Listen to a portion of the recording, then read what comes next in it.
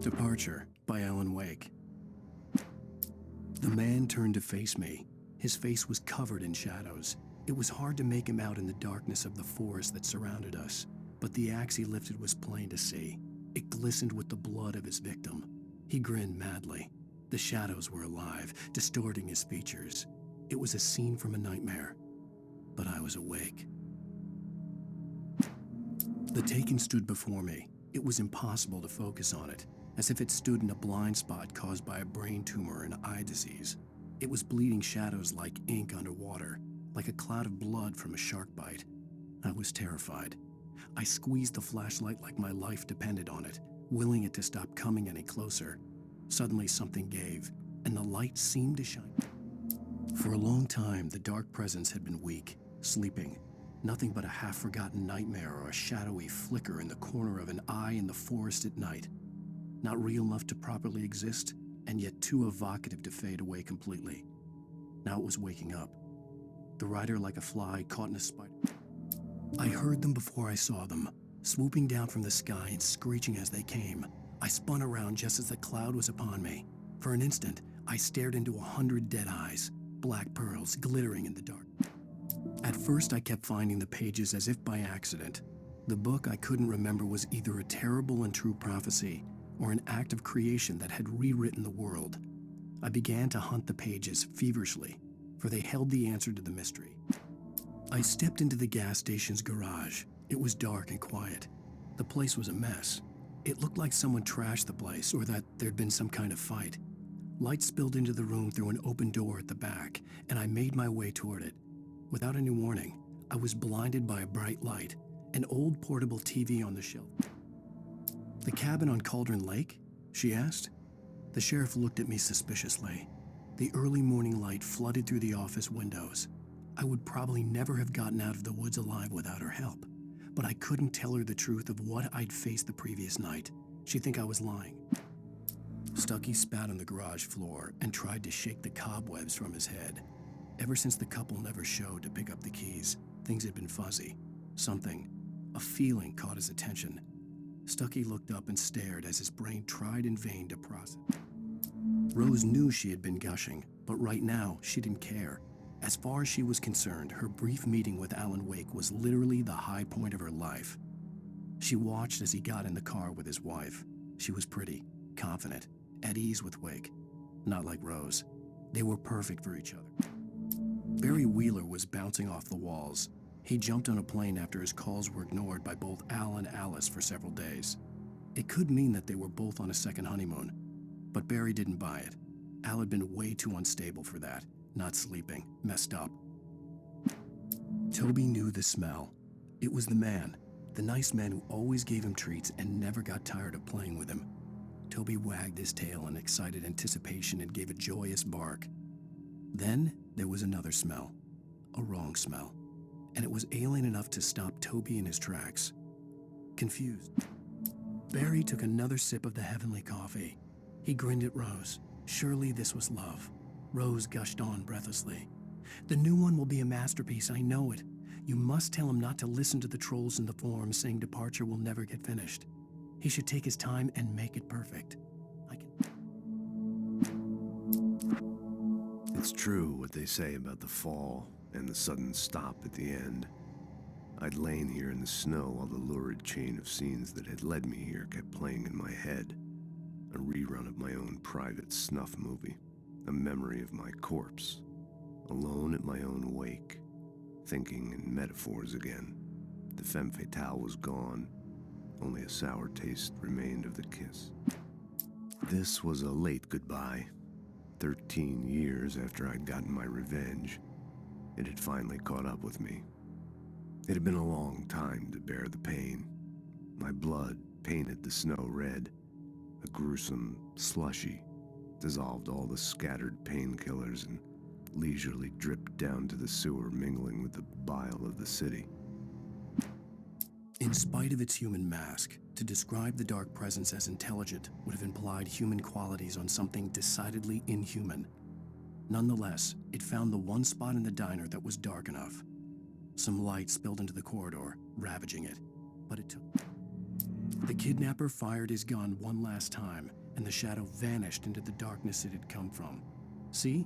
Nothing to it, Wake. The thought of Alice in his hands was revolting. We stood on the wooden platform of Lover's Peak, the waterfall on the mountain behind us, the lights of the radio mast blinking red in the heights above. I fought. Alice looked through the viewfinder, lining up the shot. Cauldron Lake was breathtaking. Something caught her eye. A figure standing in the shadows behind the cabin, like a thin woman in a black dress. She lowered the camera and looked again. No one there. Just a collection of bushes that looked vaguely human-shaped. The air in the visitor center was heavy with an awful smell, as if some rotten drowned thing had crawled up from its grave. Rusty kept coughing blood. My eyes were drawn to the twisted shape of his broken leg. The attack had been vicious. Max whined in his cage. Rusty's eyes were wild with fear and terror. He gasped, "Mr. Wake." The visitor center was sturdy, but the impact turned the front of the building into splinters. Rusty was thrown across the lobby like a rag doll and hit the far wall hard.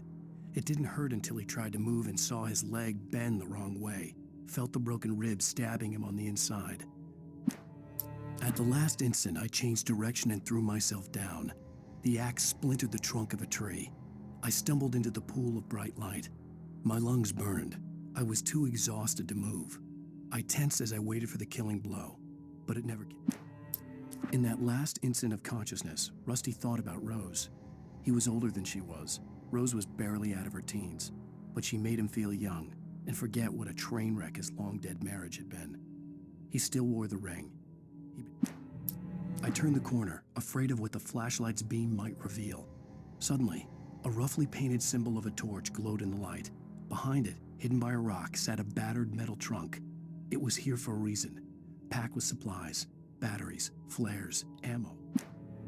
Agent Nightingale didn't want to be in Bright Falls. These little communities revolted him, and he didn't like the trees or the coffee. He now knew that impossible horrors lurked behind the storefronts and smiles. He desperately wanted to turn. On more than one occasion, Alice had tried to explain to me how it felt to be afraid of the dark. To her, darkness wasn't simply the absence of light, but something more tangible than that. It was something you could touch and feel. Worse than that, it was something with a mind of its own, something malicious and malign. For her, things changed when they were. The night had been one desperate situation after another. I was exhausted, and my body felt as though it had been chewed up and spat out. The flashlight was heavy. When Barry saw the darkness attack the visitor center, it made him a believer. The men Al said he'd shot, they hadn't been just locals on crank. Somehow the world had changed, like the channel had been switched without warning. You think you're watching a sitcom, and you're really watching a horror show. When the birds started attacking the FBI agent's command froze me in place. I considered surrender. It was all falling apart anyway. I could give in, let someone else deal with it, but it felt all wrong. Call it instinct, his posture, the way he held the gun. He was no. The dark presence had touched the girl to lure the writer into a trap. Now it was night, and he lay helpless, drugged, lit only by the flickering of the TV screen filled with static. Shadows coalesced in the room as the dark presence leaned. Rose knew that Rusty was in love with her, and she liked him too. She liked him a lot. He taught her to dance, and life had certainly taught her the value of a man who was gentle. He treated her well, made her smile, made her feel good. But Rusty wasn't the prince of her dreams, and that tended to underline the unbearable truth. She was Nobody in Bright Falls seemed to know where Al was, but Rose, the waitress at the diner, had seen him. From what Barry could tell, Al pretty much fell off the face of the earth when he left the diner. Rose was just the kind of fan that Al hated, but she really tried to help. She was smart too, knew a lot about what was going on in the town, knew a lot about Al, even knew who Barry was. Barry liked her. That was no big surprise. When it came to women, Barry and Al. Sarah didn't care about the legal threats Wake's agent had made. She let Wake go without argument, because there was something about him she couldn't quite put her finger on, something that reminded her of her father. She didn't think Wake would hurt his wife. Then she thought. The logging site was a mess. The modular office had been pushed off the cliff. Deputy Thornton climbed up from the wreckage excited, breathing hard from the exertion. Nobody there. It's weird. Don't you think that's weird? Bored, Mulligan let out a mighty snort. Hell. Shadows stirred and the wind picked up as I ran through the forest. I felt the dark presence turning its gaze toward me. Then the moonlight was blotted out by dark shadows that raced violently across the ground, moving too swiftly to be natural. Darkness. There was no misunderstanding. Cauldron Lake was where Alice and I had stayed, but there was no cabin and no island. I was missing a week. What had happened to me? Mr. Randolph liked Rose. That little smile she had, how she was still sweet when life had tried so hard to make her bitter. It wasn't any of his business what she did in her trailer, but those strangers, the writer and his smart-ass sidekick, looked like trouble, and they'd been in there for hours, way past her normal bedtime. He reached for the phone and called the sheriff's station. For decades, the darkness that wore Barbara Jagger's skin slept fitfully in the dark place that was its home and prison. It was hungry and in pain. It dreamed of its nights of glory when the poet's writing had called it from the... Nightingale stared through the broken studio window into the dark woods. He turned around, started to walk out, but Maine grabbed his arm. "Young man, you almost shot me. You don't shoot off rounds at people like that. What's the matter?" Sarah trusted her gut, and her gut said Agent Nightingale was an asshole. He felt wrong, and it wasn't just the smell of stale booze. It was in the way he flashed his badge, pulled rank, the look in his eyes when he wanted answers. Where was Alan Wake? What was this about an act? The darkness surged towards me, sucking everything loose from the ground into its depths, tugging at my clothes. I saw the flare the kidnapper had dropped and threw myself towards it just as I felt my feet leave the ground. The darkness embraced me with the force of a tornado. Somehow I managed to light the flare. The darkness roared. Rose didn't know how the strange old lady got in her trailer, and she looked wrong somehow. The woman showed her teeth in an approximation of a smile and traced a finger down Rose's cheek. "Pretty girl," she said.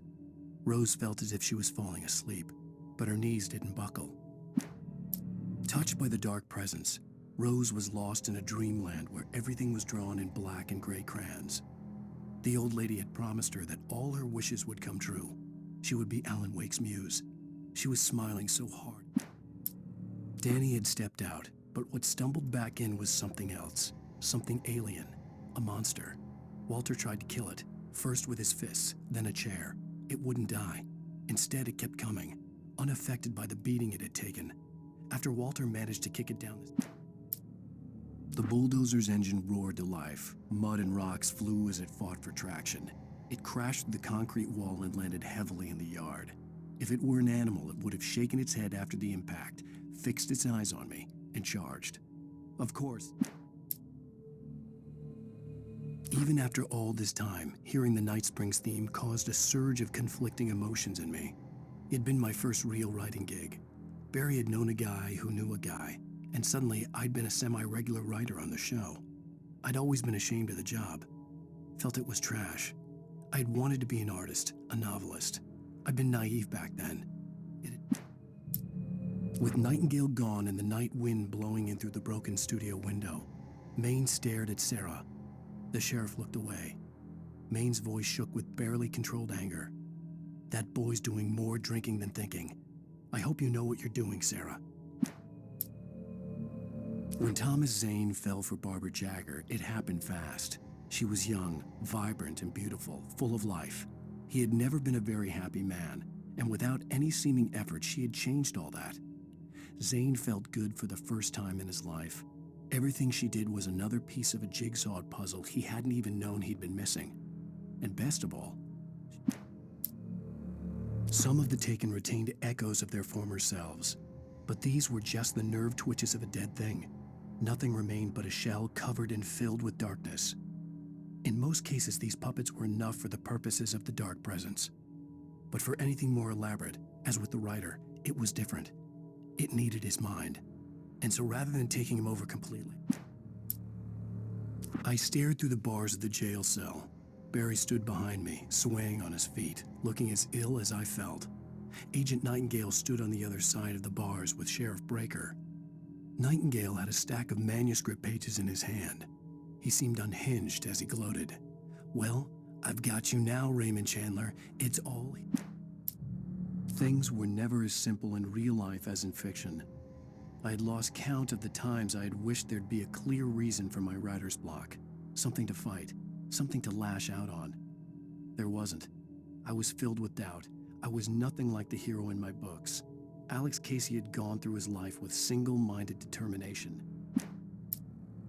Even behind the closed doors and curtains of his grimy room at the Majestic, the local motel, Nightingale could feel the locals' eyes on him, the unrelenting pressure of their judgment. He forced it out of his mind. For all he knew, they could all be under Wake's spell already. You do what you have to do to get the job done. He took comfort from the bottle in his hand. Maud had checked all of Stuckey's rental cabins. There had been no sign of the Wakes. It was dark when he'd found their car parked at the end of the road by Cauldron Lake. It made no sense. They must have taken a wrong turn, but there was no sign of them, and the car had been there for hours already. Frustrated, Mott stood on the rotten. I tried to hold on to Alice, but her form melted away. I was losing control. Dr. Hartman stood in her place.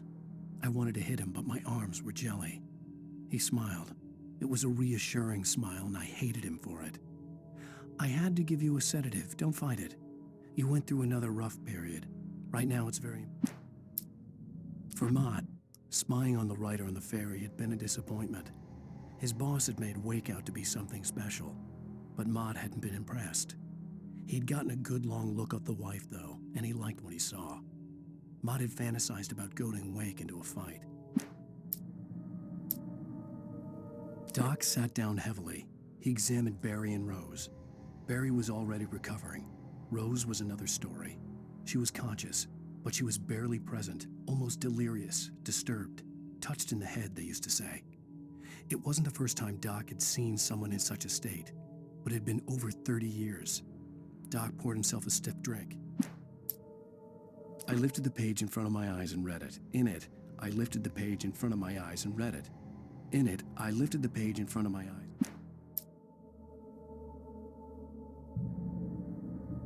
Lightning flashed behind the windows of Cauldron Lake Lodge.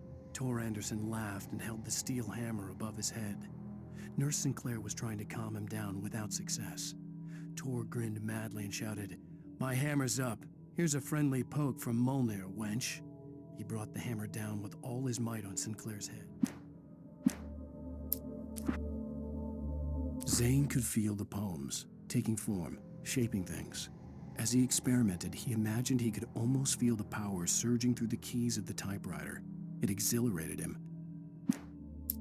Hartman kept talking, giving Barry the grand tour, clearly proud of the place. He went on and on about his hunting trophies, and Barry was impressed. But he was here on business. He raised his voice, cut through the monologue. "Hey, Hartman, where's Al?"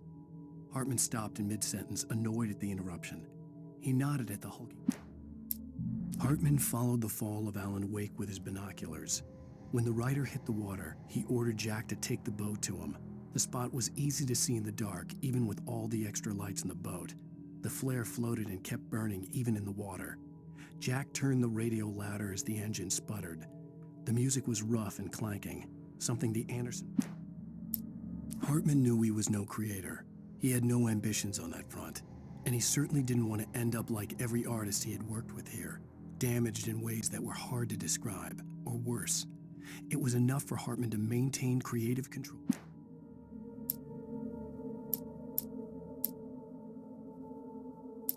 Hartman hurried down the corridor. He had disliked leaving Wake when he was surely at his most susceptible to therapy. But this was not an ordinary storm. Wake had been writing, and he had woken something up in the depths of the lake. Now, it was coming for him. Hartman had naturally prepared for a situation like this. The idiot brothers would keep Wake distracted while Hartman double-checked everything, just to be sure.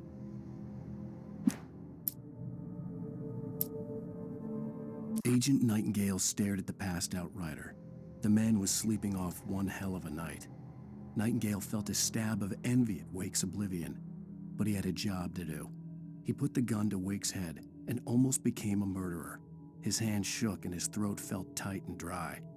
Biting his teeth, he tried again to pull the trigger. He lost the nerve. The storm raged on as the Anderson brothers walked unsteadily away from the clinic with the other patients in tow, knowing that this time they wouldn't return. The darkness around them seethed with horrors, but Tor and Odin were unafraid. Their eyes glinted with guile. The dark presence followed the choreography laid out to it in the manuscript, growing stronger and stronger, moving like a storm from one scene of destruction to the next. But it was still bound to follow the story and chained to the dark place it came from. When the story reached the end it longed for, it would finally be free.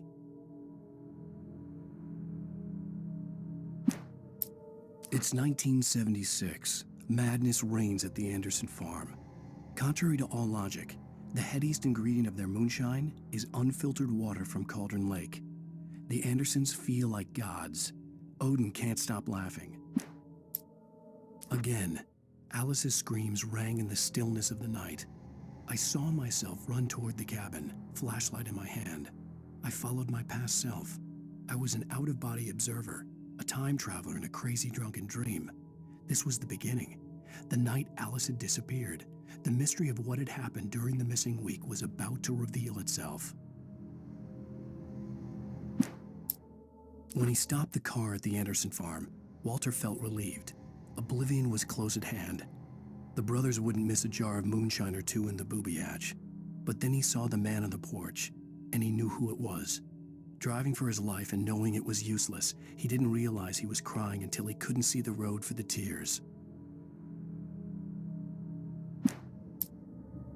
Hartman had never felt as anxious as during the week after Maud had managed to lose the Wakes.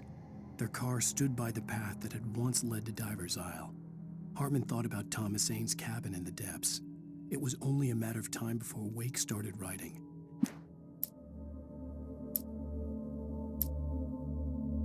As the deputies hauled Wake and Wheeler away, Agent Nightingale eagerly examined the stack of papers Wake had been carrying. It was incomplete, a collection of random pages, but there was enough. He saw his own name in there, among others. His hand shook with emotion. Finally, it was proved. Nightingale tried to make sense of the manuscript. It was disjointed and strange. He didn't understand half of it, but it all rang true. Impossibly true. He took out his hip flask when he reached the page that described how he reached the page that made him take out his hip flask. It wasn't the booze that made his... Nightingale felt the situation veering out of his control, but the gun at least felt steady in his hands. He was ready to fire, resolved that he would let this happen over his dead body. And yet he hesitated. He had seen this moment before, read it in the page. He was transfixed by the déjà vu and the horror that he was a character in his... The darkness that wore Barbara Jagger's face was furious. The story in the manuscript had been making it stronger all the time, but now the light had set the writer free and hurt it, weakened it. It was only a matter of days before the dark presence would be strong again, but meanwhile, it would be difficult to recapture the writer. Cynthia Weaver worked hard, following her obsessive rituals, sometimes fighting them, always giving in to them in the end. She haunted the halls of Bright Falls abandoned power plant. She marked her caches with light-sensitive paint that could only be seen by eyes that had been touched by darkness and saved by light like she'd been. She was preparing defenses and supply lines for the war she knew would come. The war between the forces. For it to be free, the dark presence needed the writer to finish the story. Again and again, the story let it get frustratingly close to the writer without letting it capture him. It was bound by the events depicted in the manuscript, but it could pursue the writer indirectly, put others on the task and stop those who would help him. It took over everything in its path, made them its puppets, and sent them after Alan Wake. Alice had screamed until she had no voice left to scream. Around her, the darkness was alive. It was cold and wet and malevolent and without end. She was a prisoner, trapped in the dark place. The terror would have burned her mind out, but one thing made her hang on. She could sense Alan in the dark. She could hear him. She could see the words he was writing as flickering shadows. He sensed her too. He was trying to work his... Barry was in his element, making calls, making things happen, even if he didn't entirely know what those things were. He wouldn't let the hot sheriff chick down. Even if every noise he heard from outside, and he heard plenty, made him jump. He had only paused to text Al a message, told him to hurry up. Suddenly, Barry froze in mid-dial. A window broke somewhere in the building, and then the lights went out. Barry got back to his feet inside the Bright Falls General Store and dusted himself off. Right next to the cans of baked beans was a locked case filled with flare guns, and yet here was a conveniently...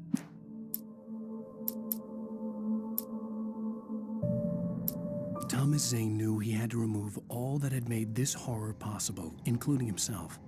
That was the only way to banish the dark presence he had unleashed and now looked at him through the eyes of his dead love. But he also knew that despite his best efforts, it might someday return. So even as he wrote himself and his work out of existence, he added a loophole as insurance, an exception to the rule. Making her way through the water pipe alone, Cynthia was angry at the writer. Foolish young man, taking unnecessary risks. And the way he broke the rules. Didn't he understand what was at stake? Since the terrible days in the 70s, she hadn't wavered once, as hard as it had been. The Poet and the Muse, lyrics by Old Gods of Asgard, the chorus. And now to see your love set free, you will need the witch's cabin key. Find the lady of the light, gone mad with the night. Children of the Elder God lyrics by Old Gods of Asgard, the first verse and chorus. Warriors, torchbearers, come redeem our dreams. Shine a light upon this night of otherworldly fiends. Odin's might be your guide, divorce you from the sane. Hammer's way will have its say, rise up in their name. O memory and thought, jet black and clawed, children of the Elder God. Children of the Elder God lyrics by Old Gods of Asgard, the second verse and chorus. Scratching hag, you can rake your claws and gnash your crooked teeth. You've taken slaves like ocean waves, now feel the ocean seethe. Father Tor bless the war between the dark and light. In their songs, let their wrongs bring disillusion's night.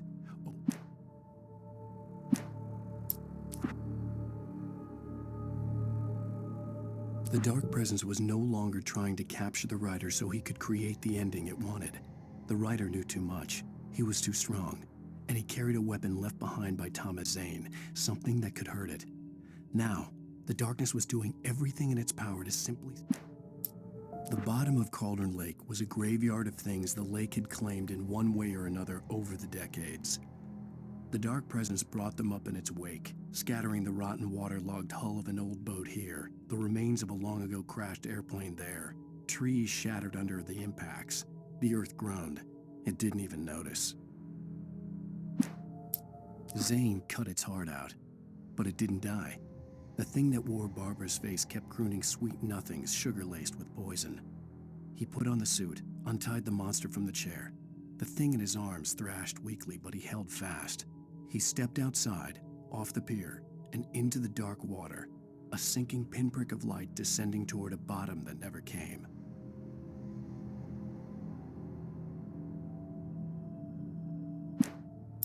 The dark place I found myself in was unlike anything I could ever have imagined.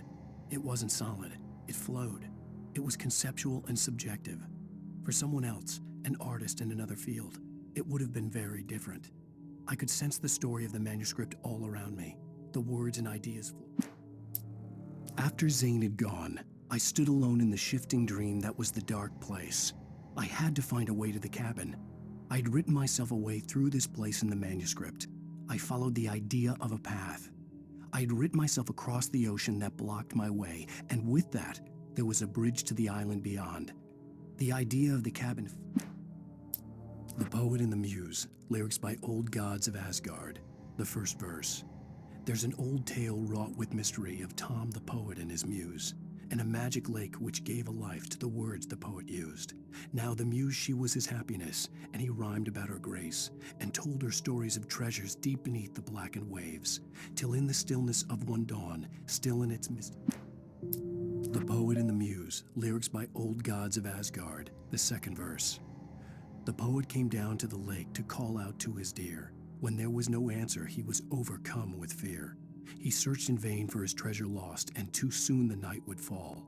Only his own echo would wail back at his call. And when he swore to bring back his love by stories he'd create, nightmares shifted in their... The Poet and the Muse, lyrics by Old Gods of Asgard, the third verse. In the dead of night she came to him with darkness in her eyes, wearing a morning gown, sweet words as her disguise. He took her in without a word, for he saw his grave mistake, and vowed them both to silence deep beneath the lake.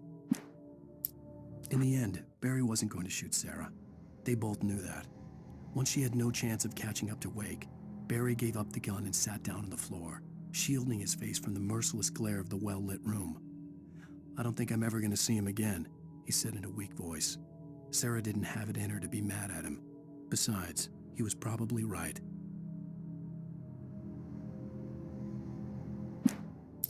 I'd first heard the poem in a dream, recited by a strange UFO-like light. I'd read it again in the cabin in a book by Thomas Zane. For he did not know that beyond the lake he called home lies a deeper, darker ocean green, where waves are both wilder and more serene. To its ports I've been, to its ports I've been.